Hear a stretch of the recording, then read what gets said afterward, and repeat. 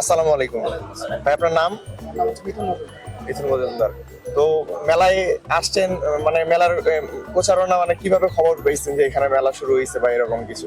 প্রচারণা খবরটা মূলত পাইছি আমাদের একটা ফেসবুক গ্রুপ আছে, বাজরিকা সোসাইটি অফ বাংলাদেশ। জি। ওনাদের মাধ্যমে খবরটা পাওয়া, আজকে আসলাম এখানে দেখার উদ্দেশ্যে। এই ফেসবুক গ্রুপে কি প্রাণী সম্পদ বিষয়ক শুধুমাত্র ইয়াগুলো অ্যাক্টিভিটিস গুলো হয় নাকি আরো অন্যান্য অ্যাক্টিভিটিস হয়ে থাকে? অন্যান্য অ্যাক্টিভিটিস এর ভিতরে প্রাণী সম্পদ রিলেটেড কাজগুলো যেমন হয় তেমন ভাবে, যেমন বাজরিগার পালন বা অন্যান্য পাখি পালন সম্পর্কেও আরো আলোচনা করা হয় ওইখানে। আমাদের যারা সিনিয়র ব্রিডাররা আছেন তারাও কথা বলে, বিভিন্ন ধরনের নির্দেশনা দেয় আমাদের। তো আপনার মেলায় এসে কেমন লাগতেছে? মানে আপনার মেলা দেখে কি মনে হচ্ছে যে এই মেলায় যত স্টল হয়েছে এই স্টল গুলো থেকে যে আমরা মূলত যে বেকার যুবক আছে তারা উপকৃত হতে পারবে কিনা? হ্যাঁ, অবশ্যই উপকৃত হতে পারবে, কারণ এখানে অনেক জিনিসই কিন্তু আমরা হয়তো দেখা যায় কি অনলাইনে খুঁজতেছি। জি। অনলাইনে অনেক সময় ভেরিফাইড ইনফরমেশন গুলো পাওয়া যায় না।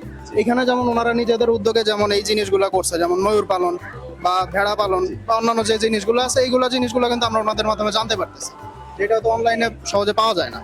জি, এটা শুধু আমাদের মৎস্য ও প্রাণী সম্পদ তথ্য দপ্তরের পক্ষ থেকে, এরকম আরো অনেক দপ্তর আছে, আশা করি সবগুলোতে গিয়েছেন এবং সবগুলো থেকে সেবা পেয়েছেন।